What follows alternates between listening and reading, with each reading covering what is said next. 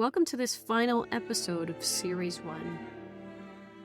For this episode, we asked some anonymous listeners to send in 3 to 4 minute excerpts, answers to the question, what are the stories that have most shaped their lives? And you'll see that all 3 are wonderful and impactful, and they initiate a really striking conversation between me and Rob for the second part of that episode. And we just want to preface it a little bit because Rob and I went to places that can be challenging to listen to and that can appear a little bit heavy. So for this episode, just make sure you have a nice warm cup of tea with you, that you're looking at something beautiful, or have a loved one by your side, and maybe not listen to this when you're already in a mood that is a little lower than your average mood. Nonetheless, we hope that our thoughts inspire you and get you to think and reflect about your own life in a different way. Enjoy.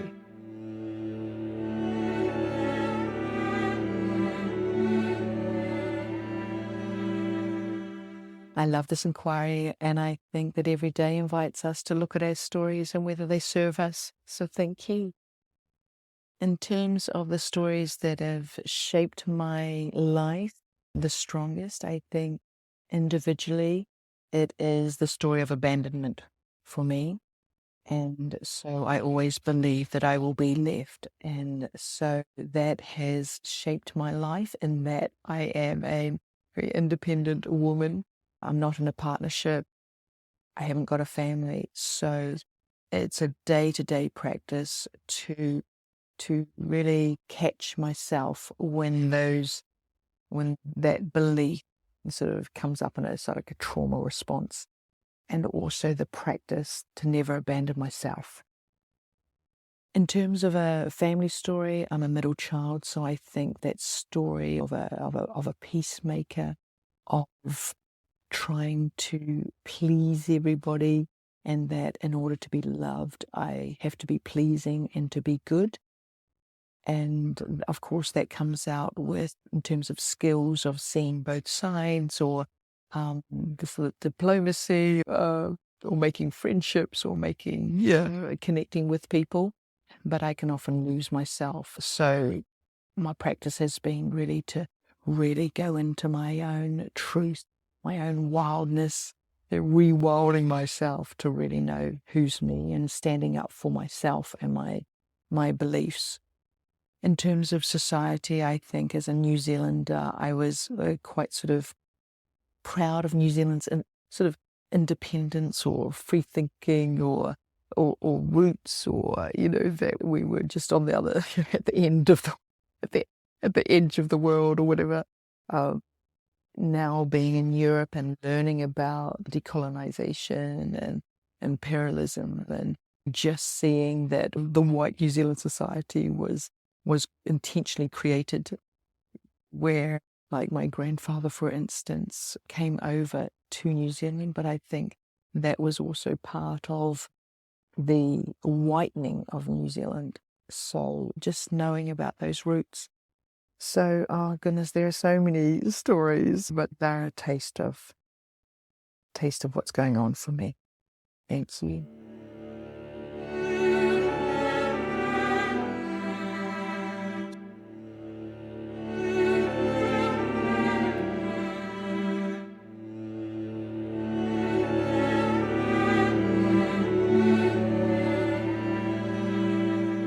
Stories that unconsciously shape our lives. The first thing that comes to mind with that is the story of diagnosis. Diagnosis from a young age of a condition becoming identity. And definition of diagnosis. Becoming the rules and limitations of your life, which then shapes your personality, and your true self tries to push through, tries to become. It's like a dandelion trying to sprout through the cracks of the footpath. It'll find its way and its truth will express itself, but it will have been shaped by the belief system of the footpath. It has to go only in one direction. It's always trying to find the sun, but its roots can only grow in a particular way because of the way the water's been running or allowed to run based on the definition of the diagnosis, the rules that come with the meaning that word that you are told you are gives you. That's what I feel.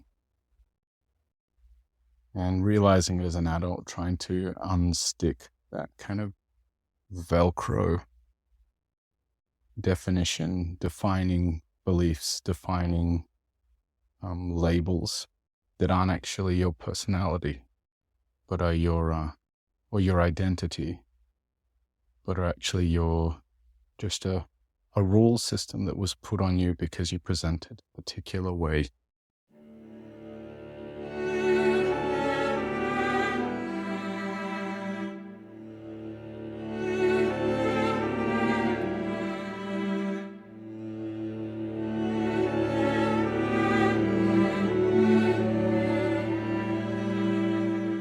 This is such a hard question, because I initially thought of all the erroneous stories that have shaped my life, like you need to be an entrepreneur to be free, or competition is necessary for innovation, or that whole left brain, right brain, you're either one or the other nonsense.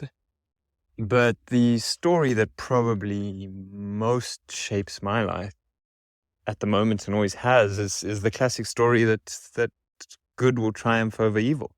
I mean, it's in everything. It's in absolutely everything I do, everything I believe, everything that steers me. I mean, I don't even know if it's true. It's probably only true based on a certain time scale, if that. But it's everything.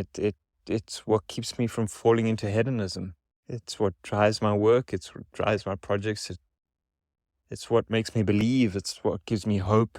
It's what keeps me going. Knowing that whatever I face, whatever we face, there is at least a way, a possibility, a precedent, plenty of precedent, that good can and will triumph over evil, no matter what the good or the evil you're talking about. And so I don't know if I think about it daily. It's probably not in my mind all the time, although it is a lot of the time. But if I look across at everything I do, every decision I make, every project I start, every job I seek, or especially job I let go, it's in believing that story. It's in believing that it is true, but most of all, it's in wanting it to be true. It's in living for it to be true.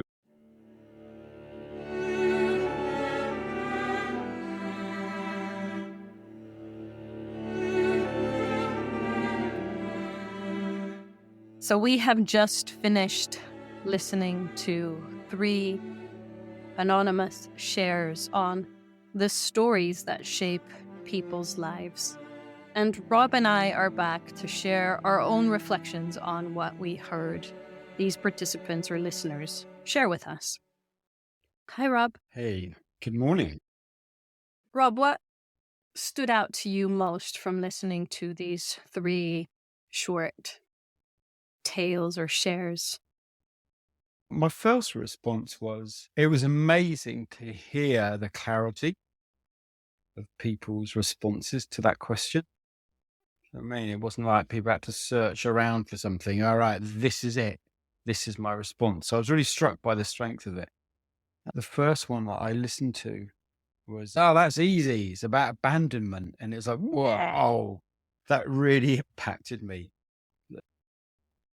You know, for me, that's such a deep story from my own life as well. So it really resonated with me. I have quite a weird background in some ways. So I grew up in a family that had a very strong evangelical Christian culture. We grew up being told that any day, this thing called the rapture was going to happen, where the people who followed God and Jesus were going to be taken away and the rest would be left on the earth for 7 years of punishment or something. or second child, I don't know. So I would walk into my house, sometimes back from school, and the house would be empty, and I would think that I had been left, that the rest of my family had gone. And do you feel like that story still finds its way into your life currently? Yeah. Like, has that Yeah, stayed yeah, with yeah, you? yeah. Yeah, I have a few friends that I'm not sure whether we laugh or cry, actually, a bit of both when we share these stories from similar backgrounds. Because look, there's weird little things that happen. So I'm a facilitator. I like co-facilitating. I find there's a real value in it. But I have this really weird thing. If like my co-facilitator leaves the room to have a loo break or something, I feel left. I feel abandoned. And I have to really catch it in myself and go, hey, it's not real. It's just something that's been triggered. I've always wondered why. I've had this little story of I have a fear of being alone. And I suspect that it's probably related to this historical thing of abandonment. So that was the first one that really, really jumped out at me. And then also the story around that good will always win. I think it's really deeply impacted me. I wonder if it's just invited me to revisit my beliefs around that. As I always have a hope that good will come through. And then sometimes I look around the world and I think it just looks like the school playground bullies are winning. That feels really painful. Do I believe that we're on a trajectory to achieve being better or not? And I find that really soul wrenching, to be honest. What if it's neither? So what if it's not better and not worse? You know, what if those two sides actually just are the alchemical process of life? Just like the cycle of life and death belong together.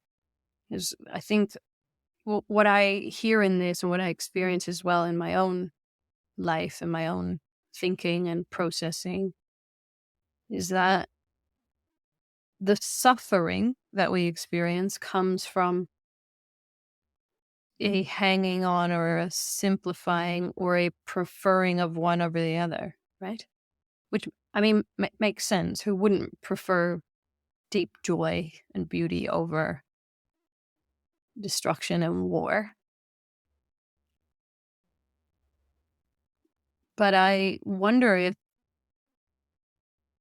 really this human experience is about, can I hold both equally without wanting to move away from one towards another? Or feeling like, for me, it's feeling like the destruction, the pain will sink me, will be too much that I won't be able to hold it and look at it, can't really let it in. I'm reminded of something that Zach Bush said in a podcast interview. The human condition is this strange experience where song is born while soldiers parade up out of the trenches in World War I just to get mowed down. What is that about the human spirit that enables us to do that? For me, that's a part of this whole mystery. It's like, I wonder if we are all alchemists. You know, we're all invited to let the depth of the pain move through us so that we can create something with it. There is a part of me that wants to be okay with that. Just take a deep breath and go, it's all welcome. It's all okay. But like you say, my body and my spirit are able to hold that in some way. You wonder whether it's in the brain that contracts. My brain goes, I just want it to be better. I want it to be different. Yeah, but the brain is binary by yeah, design, and- right? yeah. The brain is black and white. It's easy like a bit computer system, like, so it doesn't like to hold Yeah. both, and like certainty and fixing and knowing and all of those things. But that's not how life is. If we really look around us, that's just not how life is. That's how our brain would like it to be, so that you can keep us safe. It reminds me a little bit of what are they called? The 8 Buddhist winds. I can't remember them all, so I'm going to quote this really badly. But there are things that we want to move towards, and there are things that we want to move away from. So one of them is about, we tend to want to move towards pleasure and move away from pain. I can't remember what the others are, so I'm not even going to try, because I will quote them wrong. But there is something about in that Buddhist teaching. It's about the letting go of those, the letting go of the need to move towards something or away from something else. No, I don't always find that easy. I think I sometimes find it harder. Well, no, I find it harder. I find it different when I'm watching other people suffer. I sometimes don't know what to do with that. I just want it to stop. Oh, I wish I could take it away. I wish I could do something to make that better for that situation or those people.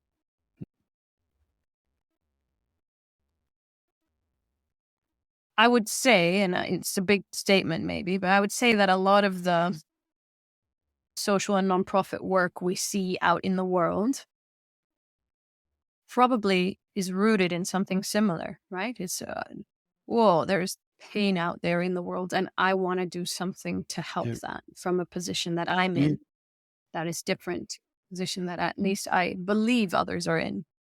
We can only ever get as close as believing. And I have a challenging thought around that. I wonder if we ever actually really help in that way. Yeah. Right? Because what I have experienced for myself is that when I'm in pain, what I need most is somebody to just be able to sit with me. And I think we're just inherently not so great at letting people struggle. I mean, as a mom, for example, of a young daughter, every time she struggles, there is a part of me that wants to go in and rescue her. And sometimes I do. And I have to talk to myself about how the struggle is going to be growth enhancing, We could circle around this one for a while. You mentioned, I think when we were preparing for this, that the excerpt from the listener around diagnosis was something that sort of resonated with you. Do you want to say a little bit about that? Yes, and I think it's going to be slightly related to our conversation now, interestingly enough. So maybe I want to start with saying that what really stood out to me from all three of the speakers was just the courage that it takes to be human. Like the courage to step into a day every day with the stories that we carry. I find that really remarkable and really humbling. And I think I was especially so with the story of diagnosis, because I thought, wow, what a thing to carry throughout your life. This story that has then defined how this listener can move through life, or what this listener believes to be possible for them. There's this wonderful story of a guy who calls himself the Batman because he was born blind to a family, I think, of 5 or 6 kids. I don't know. And it's to a single mom. It wasn't a very wealthy family, so she had to work a lot. And so she wasn't able to raise him as a special needs kid. She just raised him as one of the 6 brothers. And he had to find his way. And he had this amazing capacity where he would ride his bicycle into town and he would use sonar to know where he was. So he would use echo as a way to navigate through life. And he thought the idea of having to go to a special needs school was absolutely ridiculous. But diagnosis, the thing is that it becomes defining. It becomes our reality. These stories, they become our reality. They start as a story, but then we live up to them and we get defined by them. And I think there's danger in that. And at the same time, I realize that we only have diagnosis because of an attempt to help. Like going back to the original story we were talking about, is clinicians, psychiatrists, doctors, psychologists. They thought, well, we want to help people who are suffering, who are struggling with things. And how do we do that? Well, we need to study and see what they need. And it'll help us if we can define like one person's need versus another's, because then we can get more specific around our help for them and our treatment. And that's how diagnosis was born. So it's actually born from a good intention. But then it has this other side of the coin that it comes along with it, that it also becomes this confinement. Yeah, so to circle back, come for full circle to the pain stories, like we're just swimming through this sea of experience, really. Maybe we just don't really know it. We are just making all this up, and we're doing the best we can. We're making up stories that make sense, but that's all they are. It's just a poor attempt of making sense of what it means to be a human. I was actually having a conversation about this with my 9-year-old last night in bed. It was so funny. I was telling her a story and she said, that doesn't really make any sense to me. And I said, well, welcome to science. Science is just the attempt to make sense of something that is nonsensical. And she said, what do you mean? Can you give an example? And so I gave an example of non-local reality. And I gave an example of when they shoot, I think, an electron or a proton from one place to another, but it never goes into all the in-between spaces. It's just like it teleports, essentially, in her words. She's like, that doesn't make any sense. I said, I know, but most of what is actually true about the world doesn't make any sense. And we're just trying in the best way we can with whatever capacity we have to make sense. But there's something really healthy about also sometimes living with the fact that it doesn't make sense. Yeah. And it probably won't necessarily. I don't believe that we're going to get to a point in human evolution where we can say, oh, all of this makes sense now. I don't think we're going to get there ever. I wonder if we've ever actually got any closer, ever. Exactly. We just think we have, but we haven't really. Yeah. I'm aware that we've just give a bit of a brief summary of how this has impacted us. And maybe to put an invite out, we're going to start a new series soon. And maybe invite any listeners who want to record something anonymously. That we're probably going to end each series with one of these little anonymous recordings. So yeah, plenty to think about. And as always, we're not trying to give any answers here. We're not coming as some motivational gurus to tell you, hey, here's the way how to live life. We're probably just here just to say, hey, this human experience is a bit weird sometimes. It's a bit confusing and a bit painful and joyful, and just maybe just creating space for us to collectively explore what that means for us all.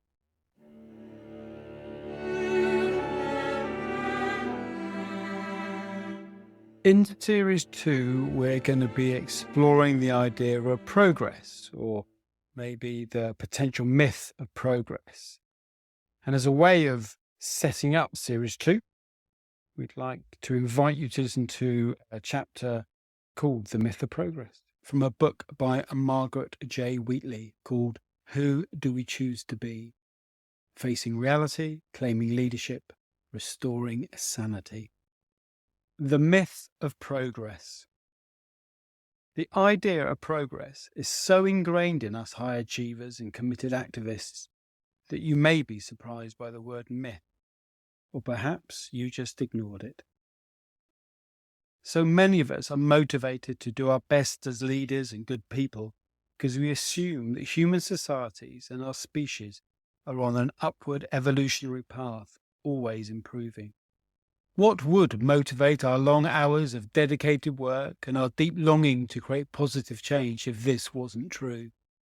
As Martin Luther King said, quoting others before him, the arc of the moral universe is long, but it bends towards justice. Yet the idea of progress is a very recent addition to human thought, appearing in the 17th century, reaching full bloom in the 19th century, and then severely challenged by the 20th century's wars that killed more than 100 million people. Progress as a concept or direction does not appear in other cultures, or even in Western thought until 300 years ago. It gained ground in the West because of the advent of spectacular machines and great advances in science.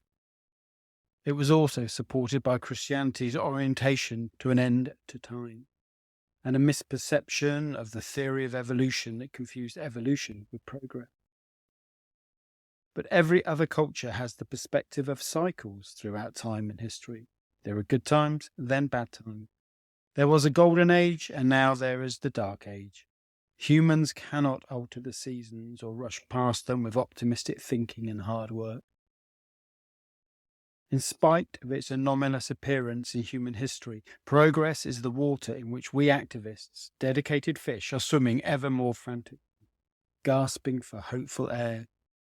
We want to contribute, and the nature of that contribution is towards creating a better life, a better world for our children, and perhaps even for 7 generations, as Indigenous people have taught us. Our work is meaningful because it contributes to this arc of history. We depend on being future-focused and take pride in this orientation, rightly critical of those who ignore the future eaters, as scientist and historian Tim Flannery named. The deceit we are engaged in is that we think we are special, that we can transcend history, alter the seasons, and ignore the arrow of time. Surrounded by technology that dazzles us with its capabilities and tech optimists who confidently promise more and more wonders, we have come to believe that even if other civilizations failed, ours will not. It cannot, because we are so talented and creative and concerned. Look at all these amazing technologies that will soon solve all our problems. Artificial intelligence, privately funded space travel, artificial foods, farmed fish, pills to make us smart, prevent aging and prolong sex, medical breakthroughs to grow human organs in animals, neuroscience to fix every problematic behavior. How could anyone deny we are making progress?